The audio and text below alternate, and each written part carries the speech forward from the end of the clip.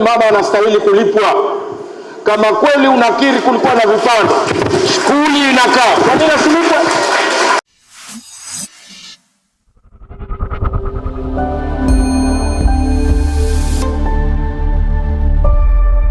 Wa kujengwa hiyo skuli sasa inakuwa mpaka sasa hivi sijapata malipo yoyote, na mimi sina lolote la chochote huku, na watoto nasomesha na nenda watoto nenda skuli arudi sijui wape nini, na asubuhi mchanga sijui hata nile nini, na mimi nilikuwa ninategemea maarufu tuache shamba kubwa Gando huko. Ninachotaka nijue haya makubaliano ya kwamba anaendelea vipando vyake halipwi, alitoka ofisi ipi?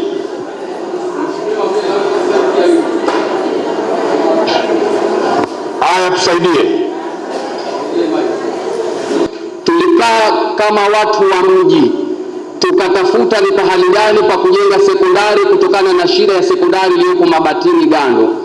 Tukakubaliana kwa pamoja kwamba twende kwenye hilo eneo kabla ya kujengwa, kabla ya kupata ufadhili wa serikali. Kwanza skuli inajengwa na serikali.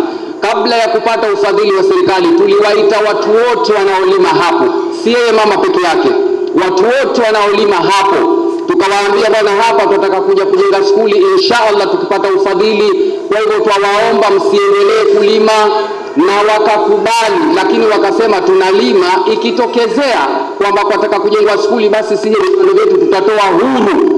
Kwa hivyo na wote ilipotokezea ufadhili na ukaja tukawaita na wakakubali, isipokuwa mama kulikuwa na miti yake kama midalasini, ndio ambayo labda hiyo ndio ambayo ni muhimu nayo kusaidiwa. Lakini pia afisa mdhamini wa elimu alipokuja tukamueleza kwamba hapa bana kuna vipando vya watu, alichotuambia kwamba wizara hailipi vipando, kwa hivyo sisi tunataka mtupe kiwanja tujenge skuli. Kwa hivyo kwa kupitia afisa mdhamini aliyepo sasa ndio alituelekeza hivyo kwamba hakuna malipo, tukajenga kwa njia hiyo. Ni waziri wenu, nimetoka kwenye maisha ya kitajiri, nimeishi kwa maisha haya.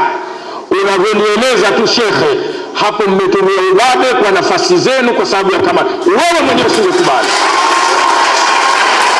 Wewe sasa hivi hapa umenipa mgogoro wa ardhi. Wewe leo yule mama mnyonge kalima, hakuna aliyefikiri hata mmoja, basi kwa huyu kwa kuwa havijang'olewa wewe unaenda kusema tumekubaliana jumuiya, tumekubaliana sote tujenge, mmekuta vipando. Spirit ya Dr. Hussein Mwinyi haiko hivyo. Yeyote anayekutwa na vipando vyake, na mimi nikimuuliza Mheshimiwa Waziri Lela, siamini kama anaweza kukuta vipando vya mtu kama hivyo visilipwe fidia. Sio kweli. Hapo mmetumia ujana dume wenu, nguvu yenu, na mkamobilize kwamba kutengeneza shule, mkalazimisha. Mbona hamkuweka kwenye viwanja vyenu shule?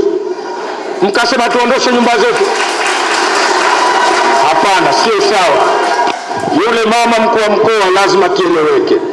Tukatizame kama umefanya hiyo tathmini, ifanye tuangalie namna gani mama yule anaweza kupewa angalau kifuta jasho. Haiwezekani mnajenga skuli sehemu ambayo ni sadaka tujaria na manunguniko. Watu wanalalamika. Unapata nini? Ni sana kwamba umejenga msikiti watu wanalalamika tu. Tusitake kutumia room ya wakati mwingine kuwakuta wanyonge kama wale kwa sababu hawana sauti. Wewe unaenda kusingizia jumuiya, wananchi wa hapo tumekamatana. Kwenye hili sheha, bado tuna jambo la kufanya. Nimekusamehe kwenye hili, lakini umebururwa na kamati na ukashindwa kukamata nafasi yako. Yule mama anastahili kulipwa. Kama kweli unakiri kulikuwa na vipando, skuli inakaa, kwa nini asilipwe? Mie kama mie sikubali. Sio wewe tu, mie sikubali. Hata wewe shekhe, sasa hivi umewasha moto hapa kwenye suala la ardhi hilo. Mnaendaje kumwonea mama yule arasili na mkuu wa wilaya? Nataka mlifuatilie jambo lake mpaka tuone haki yake ni ipi. Hiyo heka ni ya serikali, sijui mtu kafa zamani, lakini hiyo heka ni ya serikali. Na yeye hakakataa ukalima. Si mmekuta vipando? Maana mngekuta ardhi tupu halafu yeye kaja kupanda nyinyi mshaka foundation sawa, lakini unakuta kitu chake katumia nguvu. Ukisikia dhulma ndio hiyo. Dr. Hussein Mwinyi hakubali dhulma. Kama wengine waliridhia lakum dinukum waliya dini, wao wacharidhie. Lakini yule mama mazali kaja kusikitika kwetu, maana yake hajaridhika na vipande vyake kuwa hajalipwa pesa.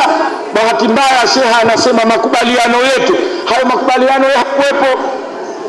Unapangaje kumpangia mtu mali yake, mnapanganyia huku kwa sababu mmepewa vyeo, halafu kule yule anakaa ananung'unika? Hapana, tusiende hivyo, tusiende hivyo. Kullukum rai wa kullukum mas'ula raiya, tutaulizwa. Hii dhulma, ile ni dhulma. Kama mkuu wa mkoa mpaka akafika pale akachukua jitihada ya kuweka hiyo listi, alikuwa na maana kubwa.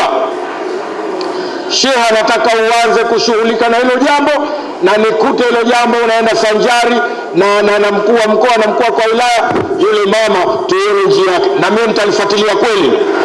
Nikienda Unguja naanza kukuuliza waziri, swala la kwanza la mama Agando.